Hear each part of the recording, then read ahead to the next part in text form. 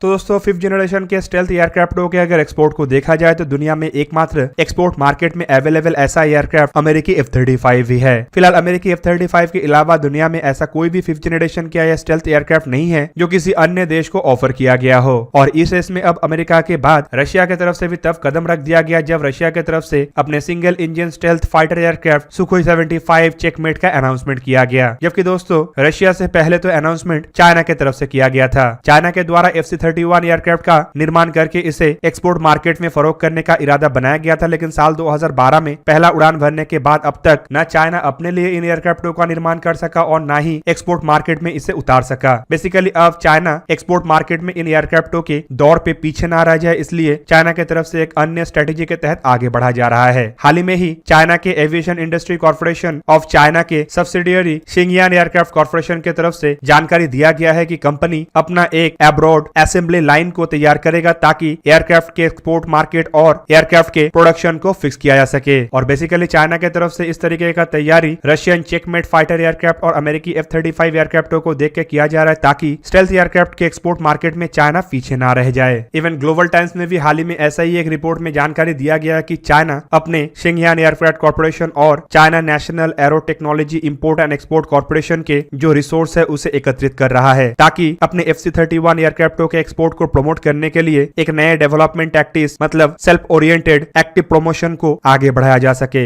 Even China की तरफ से इसे अपने टारगेटेड यूजर मतलब ऐसे मार्केट के लिए तैयार किया जा रहा है जहां पे FC-31 जैसे एयरक्राफ्ट एक्सपोर्ट हो सके। ऐसे एक्सपोर्ट प्रमोशन को बढ़ाने के लिए चाइनीज एक्सपर्टों का मानना ये भी है कि एयर शो एक प्रमुख जरिया हो सकता है, जबकि उन्हीं एक्सपर्टों के तरफ से FC-31 एयरक्राफ्टों के खूबियों को दिखाते हुए इसे F-35 के साथ भी कंपेयर किया जा रहा है। उनका कहना है कि F-35 के तुलना में FC-31 एयरक्राफ्टों में अपना ही अलग एडवांटेज है, जिनमें एडवांस टेक्नोलॉजी, एक्सेप्टेबल पिचिंग और लैक ऑफ पॉलिटिकल रेस्ट्रिक्शन शामिल है। मतलब चाइनीज एक्सपर्टों का कहना है कि अमेरिका जहां पे कई तरीके के पॉलिटिकल कारणों की वजह से अपने F-35 एयरक्राफ्ट कई सारे देशों को नहीं देता है, तो वहीं पे चाइना के कंपनियों के सामने ऐसे पॉलिटिकल रेस्ट्रिक्शन नहीं है और चाइना अपने हर तरीके के एलाई और एक्सपेक्टेड कस्टमरों के अंदर इन एयरक्राफ्टों का फरोख करेगा। इवन हाल ही में ग्लोबल टाइम्स में एक रिपोर्ट के द्वारा ये भी दिखाने का प्रयास किया गया कि कैसे चाइना अपने हथियारों के एक्सपोर्ट को मजबूत कर रहा है और साथ ही साथ ग्लोबल टाइम्स का रिपोर्ट में यह भी बताया गया कि चाइना के हथियारों के एक्सपोर्ट को मजबूत करने का एक जरिया भविष्य में FC-31 एयरक्राफ्ट बनेगा। जबकि दूसरी तरफ चाइनीज एक्सपर्टों का यह भी कहना है कि अमेरिका के द्वारा F-35 मेनली अपने एलाई देशों के अंदर ही और पार्टनर देशों में ही बेचा जा रहा है, जबकि कई सारे ऐसे देश है जो इन एयरक्राफ्टों को खरीदना चाहता है लेकिन खरीद नहीं पा रहा है। जबकि कई सारे ऐसे देश है जिनके ऐसे एयरक्राफ्टों का आवश्यकता है लेकिन उनके पास पर्याप्त बजट नहीं है जो ऐसे महंगे तरीन अमेरिकी एयरक्राफ्टों को खरीद सके, और उन देशों के लिए चाइना के FC-31 एक ऑल्टरनेटिव होगा। और चाइनीज एक्सपर्टों का यह भी कहना है कि असेंबली लाइन को चाइना के बाहर बनाने का जो डिसीजन चाइना की तरफ से फिलहाल लिया जा रहा है वो इन एयरक्राफ्टों के एक्सपोर्ट को भी बढ़ाएगा और साथ ही साथ कस्टमरों को भी काफी अधिक अट्रैक्ट करेगा। दोस्तों बेसिकली चाइनीज एक्सपर्टों का यह भी कहना है कि FC-31 असल में J-20 के बाद चाइना के द्वारा निर्माण किया हुआ दूसरा स्टेल्थ फाइटर है, पर अगर चाइना की इन दोनों एयरक्राफ्टों के स्टेल्थ फीचर को देखा जाए तो इसमें कई तरीके के खामी है, जैसे कि J-20 एयरक्राफ्ट एक प्रॉपर स्टेल्थ एयरक्राफ्ट नहीं है, इसमें स्टेल्थ इंजन का इस्तेमाल नहीं हुआ है, जबकि एयरक्राफ्ट में कैनट्स जैसे इक्विपमेंटों का इस्तेमाल करके इसके रडार सिग्नेचर को भी बढ़ाया गया है। जबकि FC-31 एयरक्राफ्ट को डिजाइन वाइज तो स्टेल्थ करने का प्रयास किया गया लेकिन इनमें भी कई तरीके की खामी है, जैसे कि इसके कमजोर तरीन इंजन और कुछ एरो स्ट्रक्चर का खामी। रिपोर्ट के मुताबिक इन खामियों को चाइना के द्वारा बीते 10 सालों से भी अधिक समय में सुधारा नहीं जा सका। इस वजह से ही करीबन 10 साल पहले मतलब साल 2012 में फर्स्ट फ्लाइट करने के बावजूद चाइना की तरफ से अब तक एयरक्राफ्टों का प्रोडक्शन शुरू नहीं किया जा सका। इवन दोस्तों ये जो 10 साल का टाइमलाइन है ये इसलिए भी सवाल पैदा करता है क्योंकि चाइना एक ऐसा देश है जो आधा अधूरा हथियारों को बना के ही अपने बेड़े में शामिल कर लेता है। चाइना के J-20 एयरक्राफ्टों को ही देख ले, इन एयरक्राफ्टों का जहां पे कई तरीके के टेस्ट बाकी रहने के बावजूद चाइना की तरफ से बड़े मात्रा में निर्माण करके अपने बेड़े में शामिल किया गया, तो वहीं पे रिपोर्ट ये भी बताता है कि बिना इंजन के भी कई सारे एयरक्राफ्ट चाइना तैयार कर चुका है और इंजनों के निर्माण का इंतजार किया जा रहा है। पर FC-31 के मामले में जब 10 साल के बावजूद अभी तक भी एयरक्राफ्टों को प्रोड्यूस नहीं किया गया तो सवाल ये भी उठता है कि शायद इन एयरक्राफ्टों के पास चाइना के खुद के स्टैंडर्ड के कैपेबिलिटी भी नहीं है, जिस वजह से इन्हें प्रोड्यूस करना चाइना भी नहीं चाहता है। ऐसे में एक्सपोर्ट मार्केट में F-35 जैसे एयरक्राफ्टों का काउंटर करने का जो इरादा है ये शायद इरादा बन के ही रह जाए। एक बार हम ये भी मान लेते हैं कि जिन देशों को अमेरिका कभी F-35 एयरक्राफ्ट नहीं देगा शायद वो देश चाइना से इन एयरक्राफ्टों को खरीद भी लेता, पर अब उन देशों के सामने रशियन सुखोई Su-57 के एक्सपोर्ट मॉडल और सुखोई 75 चेकमेट जैसे फाइटर एयरक्राफ्ट है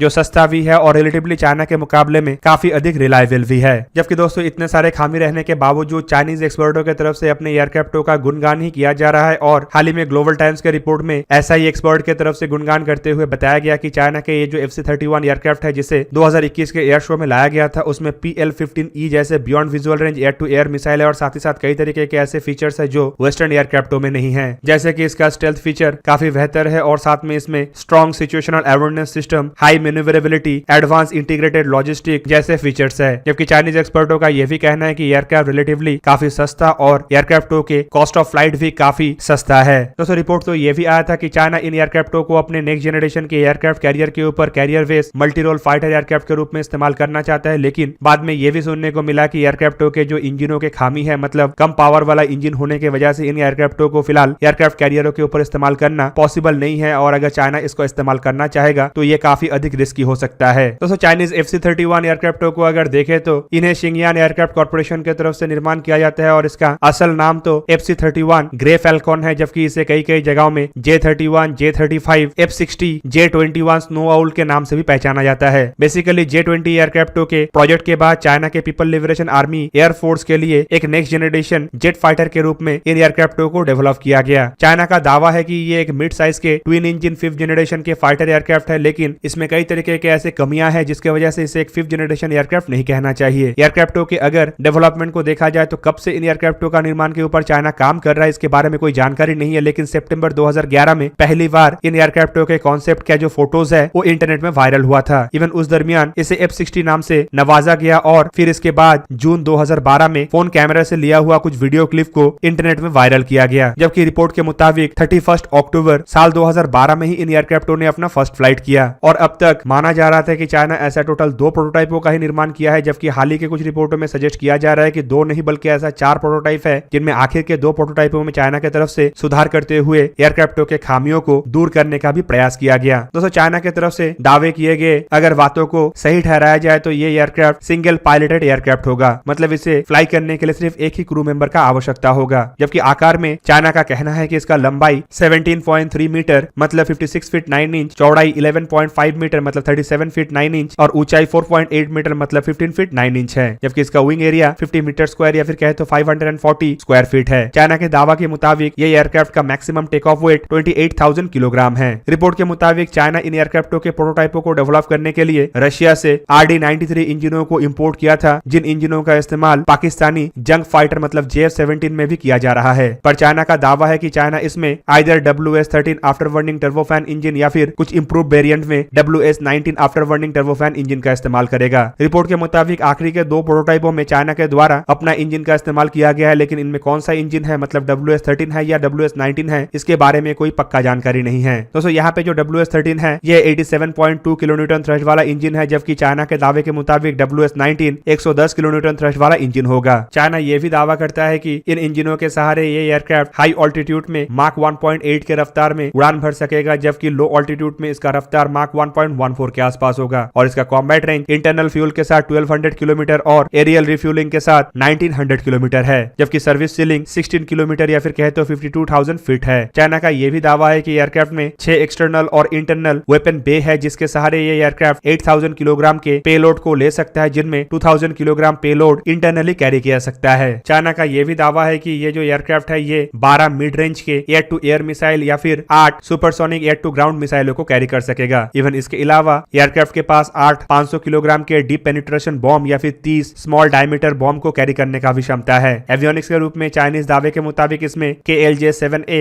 active electronical scan array radar का इस्तेमाल हुआ है, जबकि इसके अलावा distributed aperture system, optical early warning system, electro optical targeting system जैसे इक्विपमेंट भी चाइना इसमें इस्तेमाल कर रहा है। तो दोस्तों ये था आज का वीडियो। अगर आपको वीडियो अच्छा लगा तो लाइक कीजिए और मेरे चैनल को सब्सक्राइब कीजिए और साथ में बना हुआ बेल आइकन को भी प्रेस कर दीजिए ताकि आप मेरा वीडियो देख पाए सबसे पहले। जय हिंद।